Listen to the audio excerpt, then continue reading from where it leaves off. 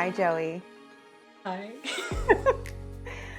Joelle Ashley, you have such an interesting background because you used to be in the entertainment industry, and over the last few years, you have had many life transitions, became a mama, recently got married, which we're going to talk all about, and you completely transitioned your career. It's crazy. It's literally like I can't believe how my life turned out. Like I'm so grateful that it turned out this way, but like it's just been crazy. So now you are the CEO and running Transitions, which is a recovery. Substance abuse and mental health treatment. It's just funny because to take it all the way back, you and I met almost 20 years ago, which I hate saying that because that makes me feel like we're very old. We're adults. But you look very young, so it's okay. Thank you. We met 20 years ago in college, and you were my party girlfriend. Yeah. I was. And you were my Hollywood friend. You were the one that was the most dialed in at the clubs.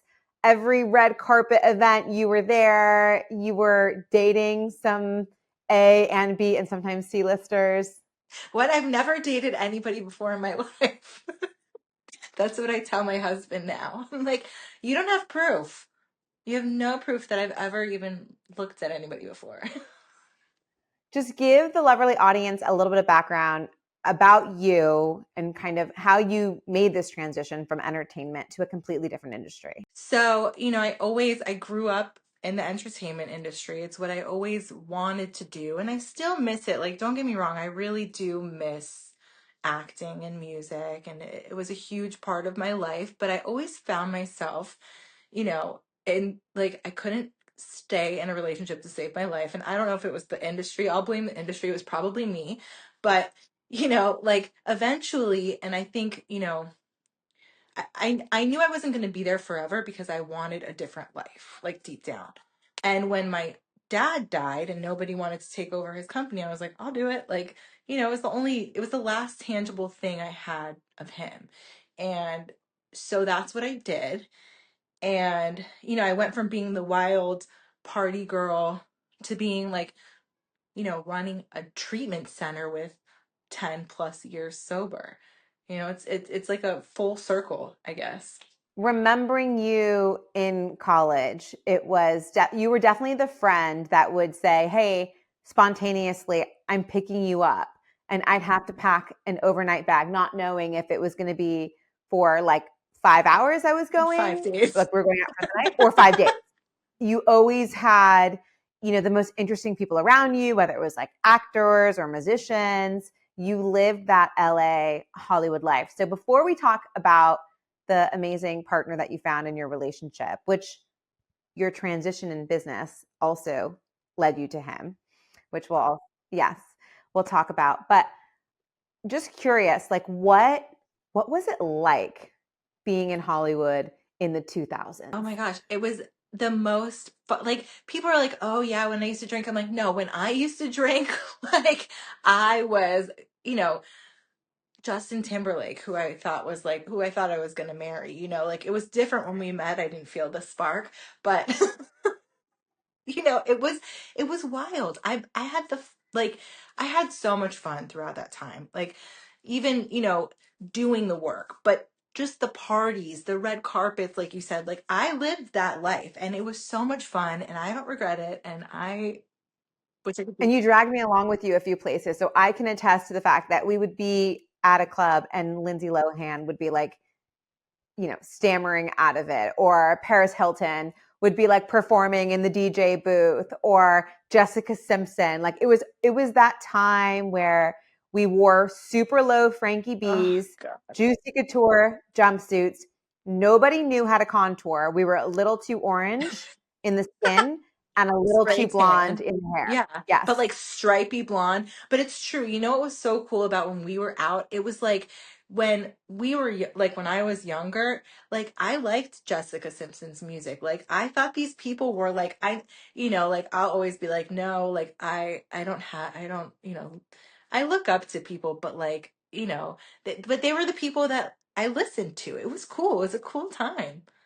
Yeah, it was like the height of pop culture. And the best part about it was that iPhones and social media were not like we didn't have the technology that we had today. So we're talking, a Blackberry or a Sidekick camera, which was like a 2 megapixel situation. So blurry, maybe 7 photos of the entire night. If you're lucky, you hopefully got like one or two, Yeah, or right? disposable camera. So now we could not get away with what we did back then because there's no evidence now. Thank Right? God. Thank God. Thank God. We were like for that time though, we did our like we were cute. Like we were hot. We got the guys. Like we did everything. Like But looking back, that style was, no, and now that I see it coming back, I'm like, I will oh never wear no, low. it's I can't happening. believe my body's never been shaped. I don't know what I thought like with the low jeans. So like 2 inch zippers, or not even 1.5 inch zippers, insane. Frankie B's had those small zippers. So that was our LA life. And then I'm not going to say that you followed me, but you kind of did I follow me. I moved absolutely to did. What New do you York. mean? I 100% followed you. Okay. Okay. So I moved to New York mid 20s. And for me, I was starting Loverly and I was really focused on my entrepreneurial journey. And my most fabulous and fun friend, of course, I invited her to come visit me for a weekend. And that weekend turned into like 5 years, right? Maybe not 5 years, but 4 years, 3 or 4 years. It was at least two. Well, your apartment you had for 3 years. Yeah. Maybe you didn't live there for that time. So, and then you guys, if I can just give you a mental picture of what this was. We lived in Nolita. I found the cutest 2 bedroom pre-war building on Broome Street, okay, which is like in the heart of Nolita, which was so cute. And this is before it was like crazy expensive. This is like 15 years ago. Cutest apartment.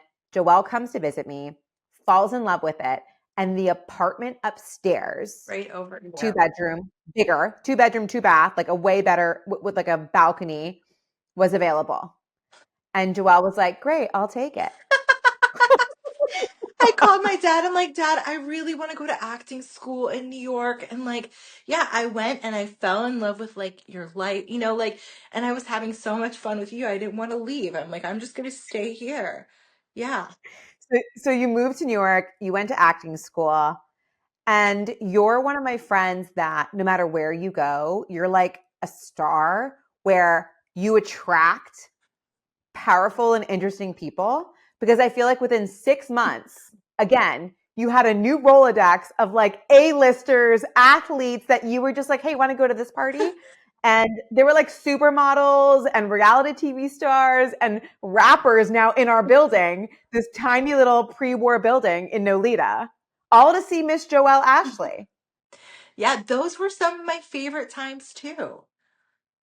I mean, like, I think about it. I'm like, USC with you, like New York with you. Like, that New York was crazy too. I was a little bit like unhinged. Yeah, we don't have to go into too far of the details, but that is part of what maybe transitioned you because I remember I was waking up I was going to like yoga at like 7 in the morning because I had started Loverly. I was on like my crazy entrepreneurial journey. I had a strict schedule that I was like on, right? And I came upstairs, I don't know what it was, to like give you my key because I needed you to walk my dog, something. There was some like neighborly thing going on. And I came up at like 6 in the morning and you were still awake Yeah, from the night before, that sounds, raging. yeah. Probably in a tutu with like a sippy cup of like Molly. That's literally, yeah, no, I didn't want to out you, but you were definitely in a rainbow tutu and you had a sippy cup. And I think there was Molly in it. And you were what we like to call that time, um, splashly. Splashed out, Joelle Splashley. You were raging. Yeah, And now here you are full circle. Like, so you got sober. I got What sober. what was the moment that you realized it was time? Like, I kind of knew I was out of control, but I just was like, nobody was saying anything really. And I was just like, I am going to keep going a little bit. And You were functional. You were fully functional. I was functional for like somebody who didn't have a job. Like, Mhm. like I didn't have to function. So it was like, I just, but, I started getting like depressed and I remember one of my friends telling me, like, she just randomly, she's like, I think you need to go away. And I was like on a vacation. Like, your life is a vacation, okay? What are you talking about? And she was like, no, like you need to go, like I think you have like a little bit of an issue with your with your medication and your drinking. And I was like, and I knew she was right. Like I was like, I don't want to, but I knew it. So like I didn't even fight it. Like I just was like, yeah, she's right. I called my dad. And he was like, well, why don't you go to an AA meeting? And I was like, I think it's a little deeper than an AA meeting. Like I was nervous, that I need a detox or whatever. And it turns out I really didn't, but um, it was the best thing for me. I knew I needed more than an AA meeting. I needed like some intense therapy, to say the least. So it's not an easy conversation to call a parent and say, I need support or I need treatment. But your family, this is what they did, which is why it's kind of I was so interesting. scared. I was like, he's going to think I'm such a degenerate. Like, how do I not know what I'm doing? What did I do? And I have to tell you, like, and this just shows the type of man that my father was. He was like, I'm so proud of you. And I was like, Mm. what? You're so proud. I'm like, why didn't I do this like 10 years ago? Like, I just, but, yeah, he said he was so proud of me. And then that was it. I was like on a plane within a couple days. And you did a 30-day treatment. I did no, I did like, I did 30 days, like, I don't know what they called it over there, but I ended up staying there for 4 months. And then I went Mm. to my dad's place for 2 months to kind of, get back into reality. I'd like to just chat a little bit about what rehab or therapy or treatment is like, because I think in our country, we have such a problem with substance abuse. We have such a problem with mental health. We have such a problem with just being disconnected from ourselves, our authentic selves, right? And we, as a society, then have these dis-ease, if you will, when it comes to alcohol, drugs, or whatever substance or thing that someone might abuse. Just I would love like for you just to demystify like what was treatment like for you? So for me, it was like sleepaway camp. Like I loved it. I would go back now, and I think that everybody should go to some kind of treatment like that after they maybe before they go to college, like it really, it for me, I spent a lot of my life taking care of everyone else, and I feel like I neglected, and not it's not anybody's fault. That's just my nature. I feel like I neglected myself a little bit as far as, you know, like over time when you don't have like boundaries, I guess, and you're doing, but I'm exhausted, and treatment really allowed me to like it sounds crazy, but like those 30 days that I finished treatment and I got up every day and like that structure did something for me. It made me feel like I accomplished something. And I went to college and I did these things, but something about working on myself, like for my self-esteem, it finally gave me, like I felt like I deserved that time for myself. And that gave me, um, I- it just helped me have a better foundation to kind of start my life, I guess, over, and just start my life in general. Because now here I am, really looking at myself like, you have group therapy all day. You have a psychiatrist that I would see, a therapist that I would see. Everything that I had kept in for so long. And I'd seen a therapist before, but it was literally like just so much time dedicated to working on me, and that helped build my self-esteem. And I feel like I just I'm so grateful for that because I needed that. And I feel like everybody, it's like people think it's this crazy thing. And yeah, there are some people that are like, shooting drug, like, but the problem isn't the drugs. They just happen to get on a bad drug, that sent them down really an ugly path.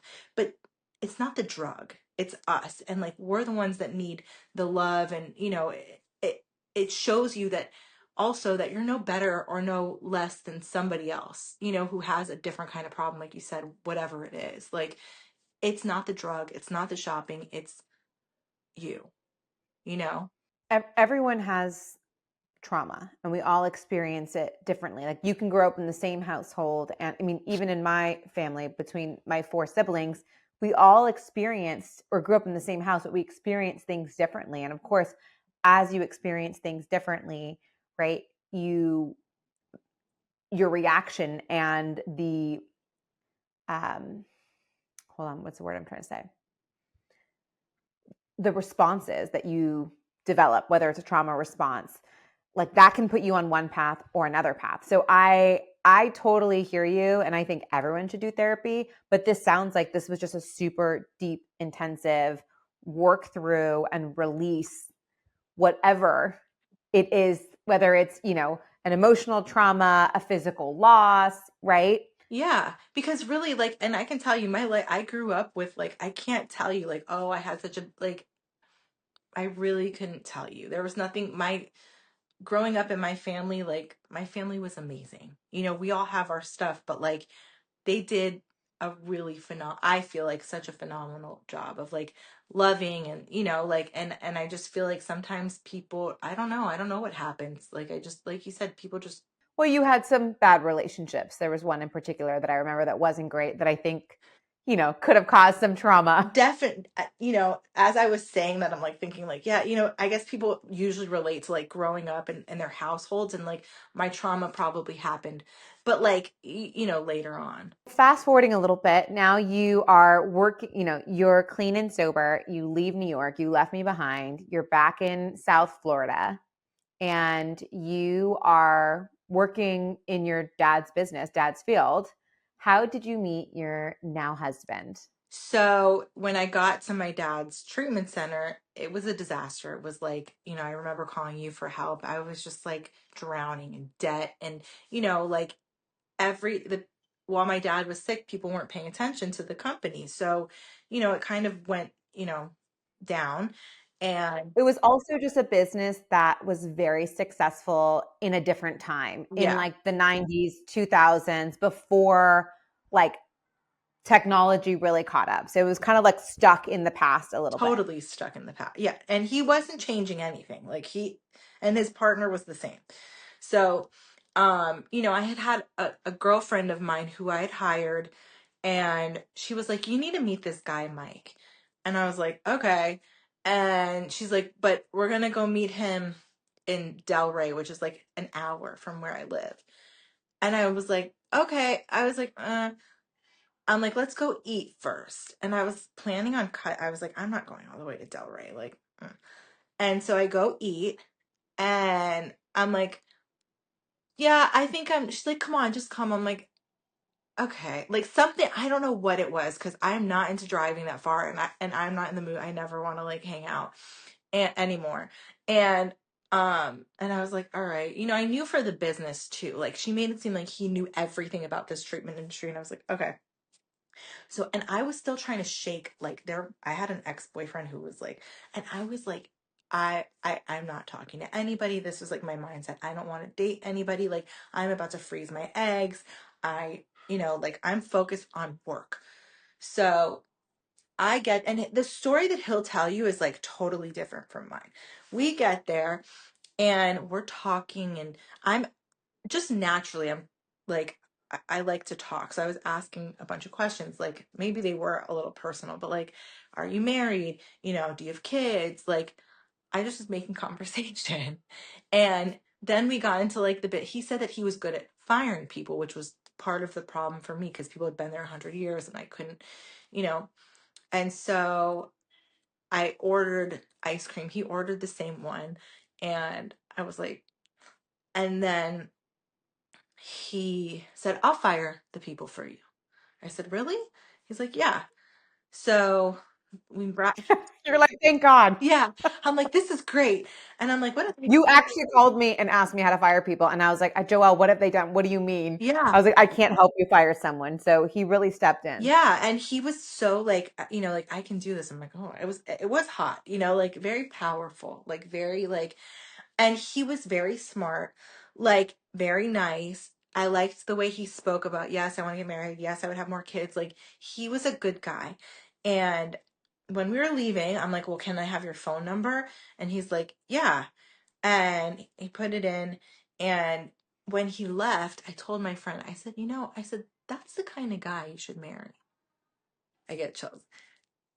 You And said that to I her? said that to her. I said, that's the kind of guy you should marry. Or that, yeah, I said, that's the kind of guy you should marry. She's like, she looks at me. She's like, I should, right? And I was like, yeah, you should. And he was in a Tesla, which I felt was like, at the time, in 2021, I was like, wow, that's so like environmentally, like, you're so, such a nice guy. Um, I, so there were many things, but then he left and he texted me and he was like, hey, is it weird? Like I texted him like, hey, it's Joelle. And he's like, hey, is it weird if I text you tomorrow? And I'm thinking like, no, like, please text me tomorrow because I need to fire those people tomorrow. Like, yes, please text me. So then I go and he makes fun of me because he's like, yeah, you always say you're at work. And so the next day he's like, he sends me, I get my assistant calls me and goes, hey, your coffee's here, been delivered. And I'm like, I didn't order coffee. And she's like, it says to, oh, I forgot this. It says to the hottest CEO. Now, in our conversation, I was yapping to him and I was saying, like, I'm like, whatever. That's because I'm the hottest CEO. You know, like, you've something along the lines of like, that's because I'm the hottest CEO you've ever met. Something really obnoxious. Okay. And so when he sent the coffee, I wasn't even at work. I was at like a meeting and it said to the hottest CEO. And then he started sending me gifts, like very thoughtful gifts, like a tumbler with the CEO transitions on it, cookies from like New Jersey. Like, and I'm like, is this guy hitting on me? Like, he hasn't even been here to fire anybody. Like, what's going on? But sure enough, like we went on a date. He fired everybody and, we went on a date. So and now you guys not only are a great partnership, you've been, you recently got married, but now he's basically your partner in business and helps you to run because he was running other treatment facility centers, right? That's like what he was doing. Right. And that's kind of why your friend set you up, right? Yeah. I want to talk about the proposal real quick because you sent me the photo and first of all, so cute. Like the photo was so great, but definitely not my preference of how to get engaged, but it was your I could say that to you because you're like my best friend. But you guys got engaged at Disney. Yeah, we did. Did you did you know it was coming? So my mom had like said something to me, and I don't know if I told you this, but I may have. She was like, Michael planned this trip to Disney. Like, I love Disney, right? And we wanted to go for the holidays. And he books us with one room.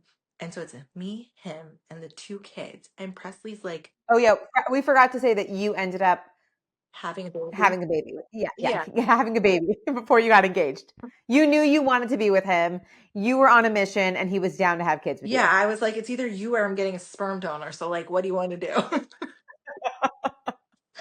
I was like doing these fertility tests when I met him, and he's like, I'm like, I can't have a baby. They said I have no eggs, whatever. So now I'm like, and he's a magician. Like, we're definitely getting married. Like, yeah, he's made all my dreams come true. But How long were you guys before when you met, started dating till you got pregnant? It was pretty quick, right? we met in August 2021, and I was pregnant in June 2022.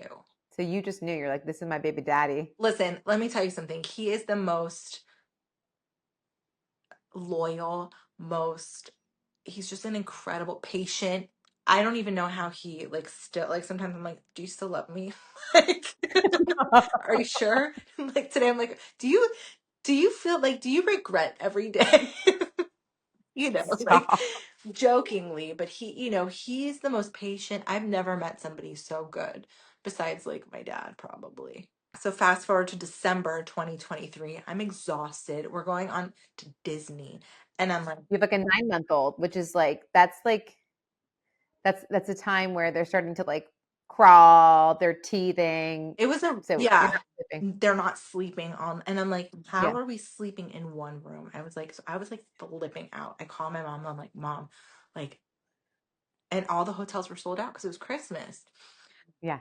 So she said something. She's like, I got you another hotel, but Michael has something he wants to do at the other hotel. She said something like, well, when he proposed, and I was like, Mom, I was like, I'm like, don't even say another word. Like, I hope you're joking. She's like, oh no, when he wants to take pictures. I'm like, so Uh-oh. I kind of had an idea, and I asked Mike, I was like, You fully knew. Your mom told you, basically. Margaret. well, I tried to tell Michael, I said, Michael, my mom said, and he's like, Joelle, I know your mom. Like, I would never tell her because she has like, she likes, A big mouth. yeah, a big mouth, a good heart, a big heart, but a big mouth. And so I was like, oh, maybe he's not doing it. I was like, okay. So, but the photo was great. You sent it to me. I looked like I Your ate ring was myself. Okay. I was like, why no. didn't if I had a clue, why didn't I dress more I don't know what, but going to the park all day, sweat, like, That's why it's my worst nightmare because I don't do well with crowds. I don't do well hot situations, a lot of people. I would get embarrassed. But the photo was really great. And it was special because you had not only your baby girl, but also your stepson, who's now yours as well, which is so sweet. it was so cute. And he was the one filming the video, and you can hear him giggling. It's like, it is just, it melts my heart. And even though, like, I'm not that, like, I don't love the way I look in that picture or whatever, like, it was, so Michael's very, like, thoughtful, and he wanted it to be like a special day. So what he did was, like, Presley was born on 2/12, so he did it on 12/2, like the reverse, so that it would always be like a memorable. He's very, like, sweet like that. Like, I would never even think, like, I don't even know what day it is ever, you know? You went right into planning. You were wanting to get married. And so this is where it's really fun for me because with Loverly, we have like hundreds of thousands of people who follow us on Instagram and thousands of brides who are planning their weddings on the site. But like, we don't really work one on one with brides. And you, as my best friend, were like, who's the person I know most, who knows most about weddings? So you were just like in the text message nonstop, literally nonstop, sending me venues. You had no idea what location. You were on a mission to find a castle, is where it started, Yeah. right? Yeah. That's what I wanted, a castle. Thing number one, castle. Thing number two, married in 6 months. I mean, you wanted to make it happen really fast. It was like the fact you were like, let's go, we're getting married, it's happening. Yeah. And then number three, you wanted it to be like an unwedding. Like you didn't want it to be a traditional wedding. I remember when you first were talking, you were like, it's going to be like 5 people. Yeah.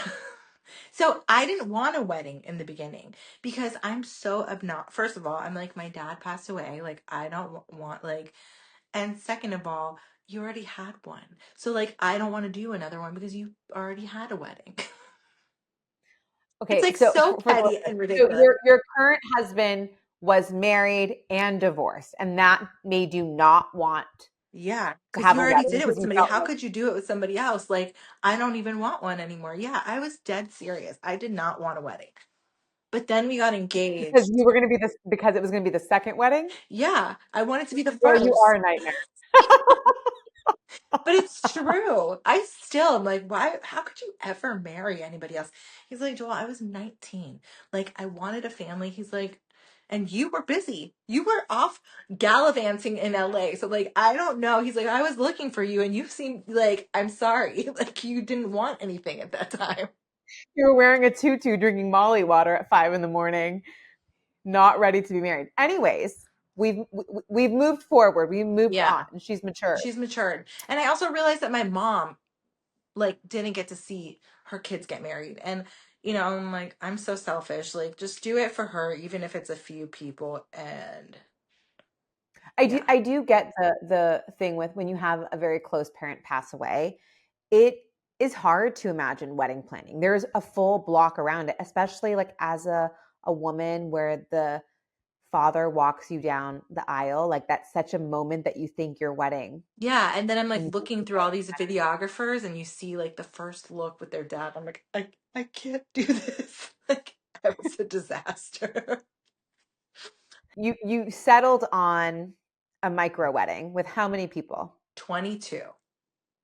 Okay, so here's a thing that I have to tell you about Joelle, because she found the venue, books it, and then sends me like 15 text messages. I think I made a mistake. I probably shouldn't have booked that venue. It's like you're like the ultimate Libra. Libra. Yeah, where like second guessed it. I don't know. I shouldn't have done it. I think I lost my deposit. And I had to talk you off the ledge and say, no, the venue's beautiful. It's gorgeous. It's Because then I amazing. wanted that other castle that I originally wanted because it was like dark and gothic and like fairy tale. But like, thank God. Yeah. So, but here's the thing though, listeners. She chose a venue at a place she'd never been, that she had no ties to. It was in Wisconsin, Yeah. like a rural Wisconsin, like what, Cleveland, 2-3 hours. Wisconsin. Cleveland, Wisconsin. So this whole time I thought you were getting married in Cleveland, Ohio, which I thought was random. But then it was Cleveland, Which Wisconsin. is even weirder. But it was a gorgeous venue. Like it was like stunning. So I get it.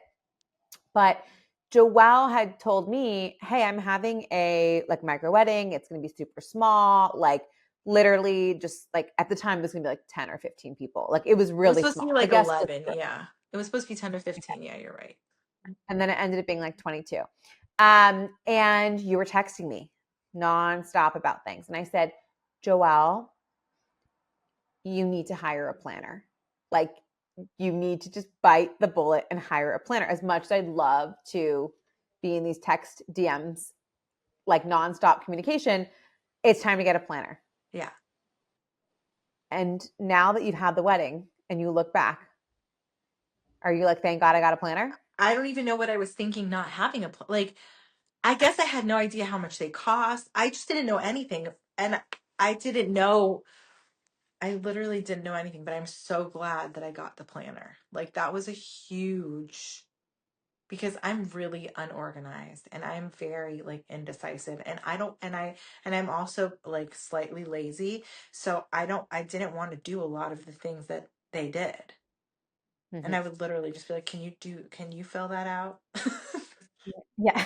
So we found you a planner, but before we found the planner, You you found, found the venue, you booked yeah, it. you Yeah, I found found the planner. it. Yeah, I gave you the planner. I was like, call this person, talk to them.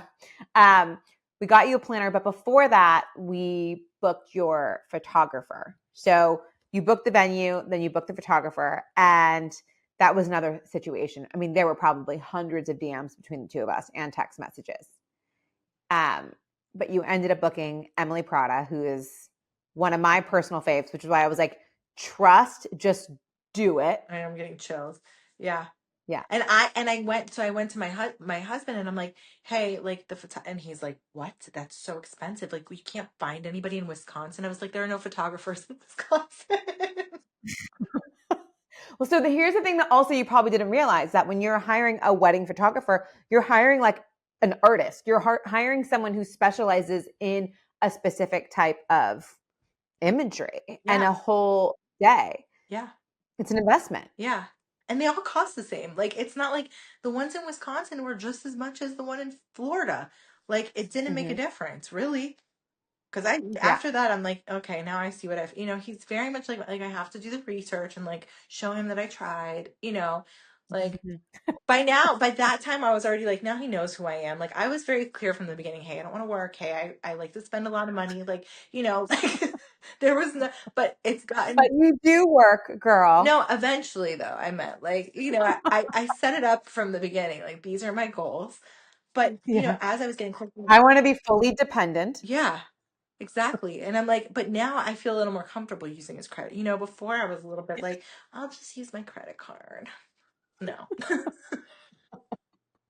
So now you have a planner. I think the most epic part of your entire wedding was the dress. Oh, yeah.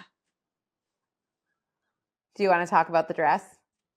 Because I get a text message from you that says, have you ever heard of Galia?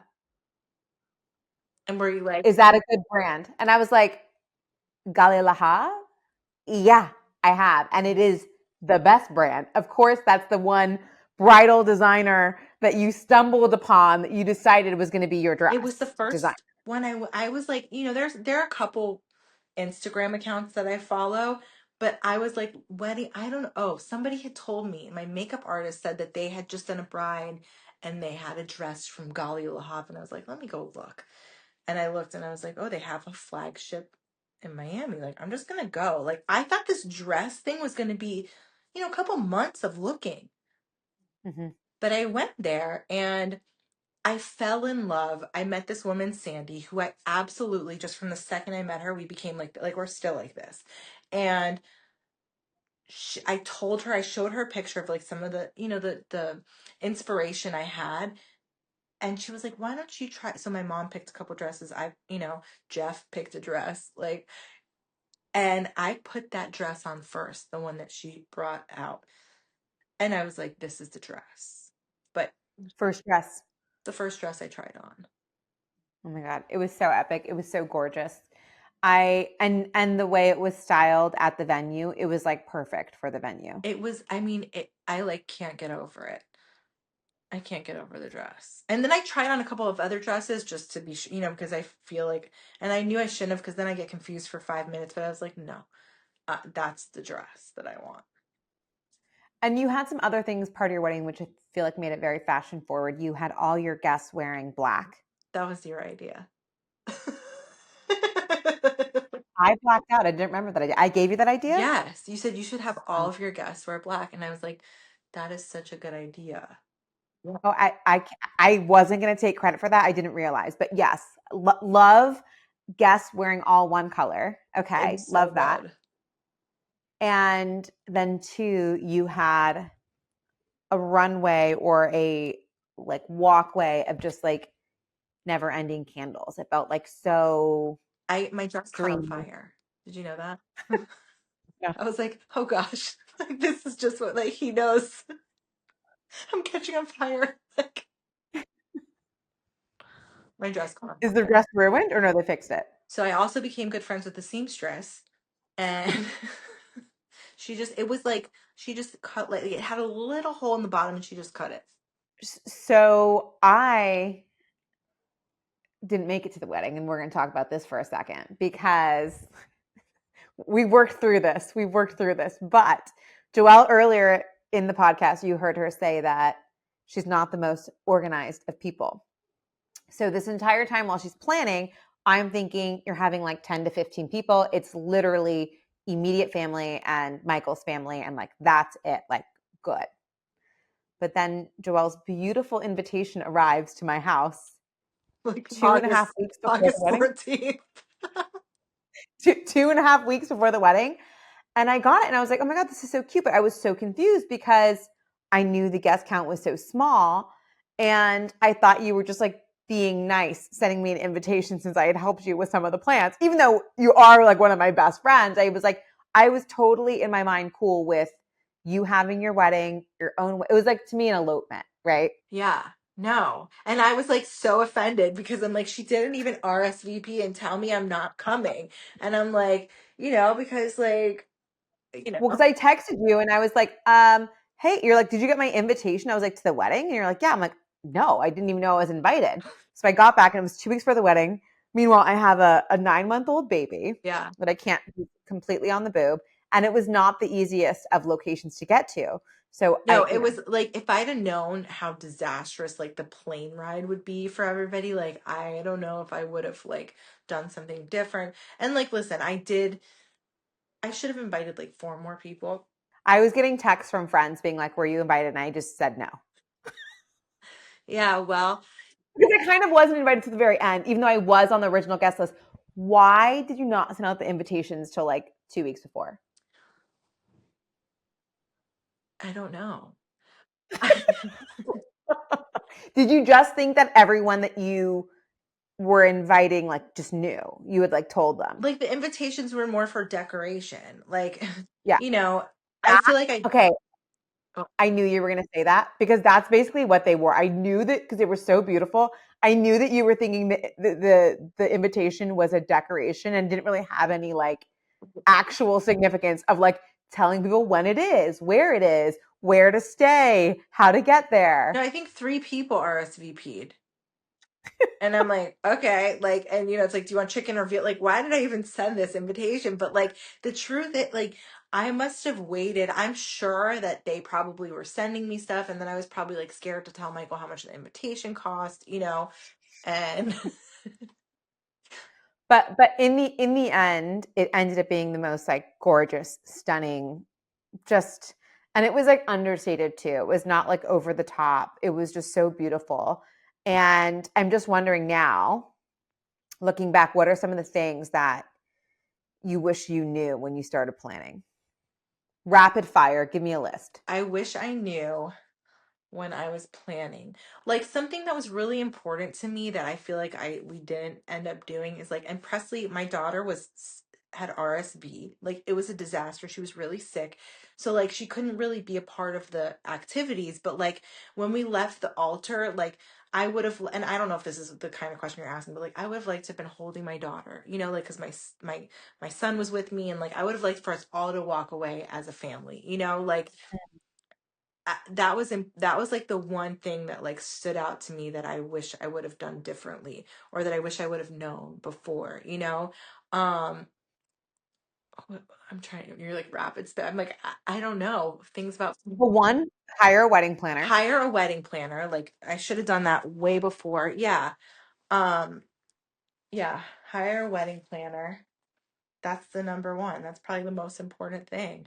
You know, like, and like find out how far, like how many planes you have to get on to go to your venue. Like that was really, we were in 2 planes with a baby who was like sick. It was a disaster. Thank God I didn't have to bring my baby. Yeah. That would have been a nightmare Yeah. But yours situation. is more traveled. Like mine, you know, mine was sick, and Oh, she's been on like 12 plane rides before 1 years old. It's pretty crazy. I guess we switched names, like our nicknames. Remember, like I was Jet Set. Yeah, Now you're Jet I don't Set. want to say mine. Yeah. No, but Jet Set. um, Yeah. we're double jet set. Yeah. Um, well, when you revealed, well, sorry, we're excited to be able to have an exclusive on your wedding and share all the beautiful details because it was stunning. It was I'm gorgeous. so excited too. I like can't believe I'm like so, I mean, and I'm probably a little emotional, but like I'm so proud of you, and I'm like so excited that we get to do this together, because it's like look how far you've come, that you have this huge wedding thing, and then I just got married, and it's like, you know, it's crazy. Ugh. Don't cry. No, I'm okay. I don't know what my Well, problem is.